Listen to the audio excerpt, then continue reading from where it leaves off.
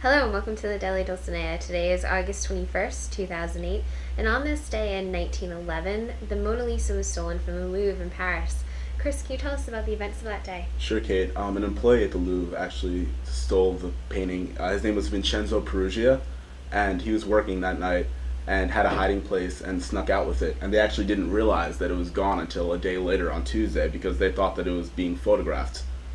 So what was the aftermath then in Paris? How did people react to Well, this? this was, and obviously, like it still is, but this was a legendary piece. And when it was stolen at first, everybody was taken aback and they were surprised and angry. But then the French temperament set in, and everybody kind of started to make fun of it, and they started making fun of the fact that it was such a big deal, and they started performing skits and jokes were made, and comic sketches were Saying when produced. are they going to steal the Eiffel Tower next? Or... Yeah, so they definitely made light of it and started joking around about it.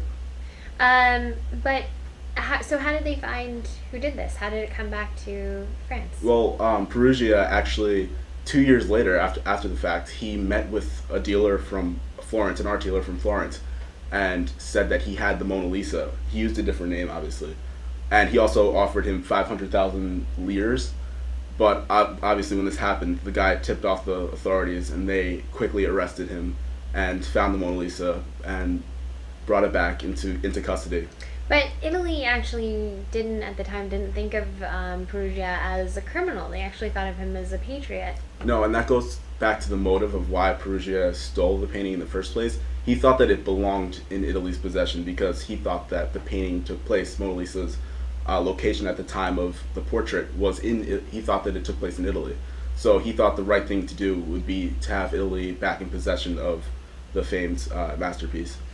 And how did they actually find, they had fingerprinting technology at that time? Yeah, this was not CSI Miami. It was, pretty, not, it wasn't good. Basically what they did was they only took the right hand fingerprints and of a lot of people, of a lot of they had people. A database of people with only their right Exactly. fingers. So that was totally skewed, and they could not even find it. So it was pretty ineffective.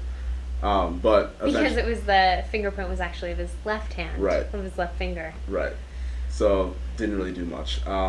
And like you said before, Italy saw him as a hero because they thought that he was this patriotic guy who wanted to bring back the peace into Italy. And subsequently, after it was found, it did a tour throughout Italy for about a year. So it didn't actually come back into France until January of 1914.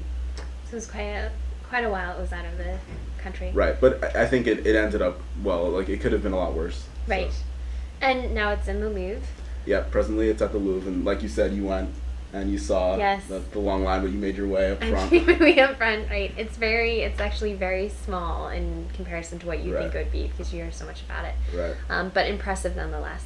So thank you very much for your last Daily Dulcinea for a while. Yeah, I'm going back to school, so. But we'll see you soon. Yeah. And hopefully have you tape more.